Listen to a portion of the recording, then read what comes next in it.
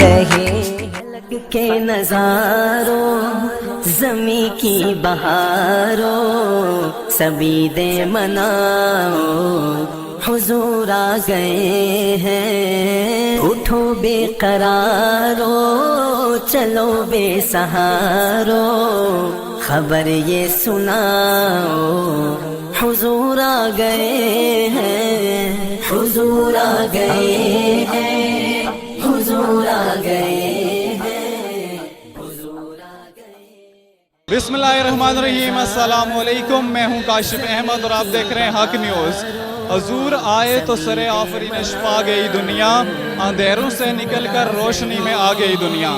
ناظرین، 12 ربیع الاول وہ دن ہے جس دن ہمارے نبی حضرت محمد صلی اللہ علیہ وآلہ وسلم اس دنیا میں تشریف لائے، اور ان کی تشریف آوری پر یہ دن ہم انتہائی پرجوش طریقے سے مناتے ہیں، اور یہ دن انتہائی خلوص، عقیدت اور احترام کے ساتھ ہر سال دنیا بھر میں منایا جاتا ہے۔ آج ہم موجود ہیں راجہ بازار میں، یہاں پر جتنے بھی عاشقان رسول ہیں ہم ان سے ملیں گے اور ہم کوشش کریں گے کہ ان سب سے یہ جانیں۔ بلا لو پھر مجھے اے شاہ باہروں پر، مدینے میں پھر روتی ہوئی آؤں تیرے در پر، مدینے میں آنکھوں کا تارا نام محمد، دل کا اجالا نام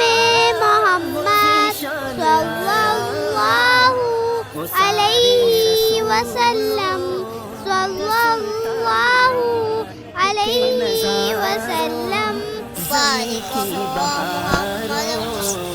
تو امیر حرم میں فقیر حجم، تو امیر حرم میں فقیر حجم، ہم نے آنکھوں سے دیکھا نہیں ہے مگر، ہم نے آنکھوں سے دیکھا نہیں ہے مگر، ان کی تصویر سینے میں موجود ہے۔ طیبہ والے آقا میں کس کے در پہ جاؤں، طیبہ والے آقا میں کس کے در پہ جاؤں، کس کے در پہ جاؤں، کس کا حال سناؤں، حال تیرا دل بھی چمکا دے چمکانے والا۔ بہت ہی زبردست یہ جنہوں نے یہاں پر انتظام کیا ہوا ہے، اور عوام ہے وہ بہت زیادہ انجوائے کر رہی ہے، کیونکہ ہمارے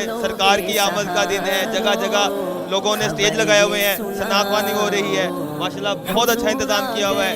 جی، ابھی ہمارے ساتھ چیئرمین زکوٰۃ کمیٹی اسلام آباد مسعود احمد صاحب موجود ہیں۔ سر، 12 ربیع الاول کے حوالے سے کیا کہنا چاہیں گے؟ اعوذ باللہ من الشیطان الرجیم، بسم اللہ الرحمن الرحیم۔ سب سے پہلے تو لاکھوں کروڑوں درود ہمارے آقا دو جہاں سرور کونین مقام رحمۃ للعالمین۔ آج ان کی ولادت کا دن ہے، ان کی ولادت کے سلسلے میں ہمیں یہی پیغام اپنی تمام عوام تک پہنچانا ہے کہ اپنی صفوں میں اتحاد پیدا کریں۔ نبی کریم صلی اللہ علیہ وسلم نے جن چیزوں سے منع کی ہے ان چیزوں سے منع ہونا چاہیے، نہ صرف نبی کریم صلی اللہ علیہ وسلم کی دنیاوی زندگی بلکہ آخرت کی زندگی جو انہوں نے بتائی ہے اس پر بھی ہمیں عمل پیرا کرنا چاہیے، اور اس جشن میں بڑھ چڑھ کر حصہ لینا۔ حضور صلی اللہ علیہ وسلم نے خطبہ نبوت کے بارے میں بتایا کہ وہ اللہ کی ذات ہے، ہم ساروں میں جب تک ہماری صفوں میں اتحاد پیدا نہیں نہ ہوگا ہم کوئی بھی کام نہیں کر سکتے۔ دنیا کے جس مرضی مقام پہ چلے جائیں، جس جگہ مرضی چلے جائیں، جب تک ہماری صفوں میں اتحاد پیدا نہیں ہوگا، اور یہ اللہ کی ذمہ داری ہے۔ ہمارے ایمان کمزور رکھتے ہیں، ہم کمزور ہو سکتے ہیں، لیکن حضور صلی اللہ علیہ وسلم کے ختم نبوت کے بارے میں اللہ نے بالکل کلیئر کر دیا ہے، وَرَفَعْنَا لَكَ ذِكْرَكَ، کہ اللہ نے کہہ دیا کہ ہم آپ کے نبی کا ذکر کو بلند کرتے جائیں گے۔ یہ جتنے مرضی معاملات کرتے جائیں، دنیا میں جتنے مرضی پروپیگنڈے ہوتے جائیں کہ نبی کی شان کے بارے میں کوئی بھی چیز وہ کم کرنا چاہیں، لیکن یہ اللہ کے حکم سے کم نہیں ہو سکتی۔ کے نظاروں زمیں کی بہاروں سبھی دے مناؤ حضور آ گئے ہیں، اٹھو بے قرارو چلو بے سہارو خبر یہ سناؤ حضور آ گئے ہیں، حضور آ گئے ہیں، حضور آ گئے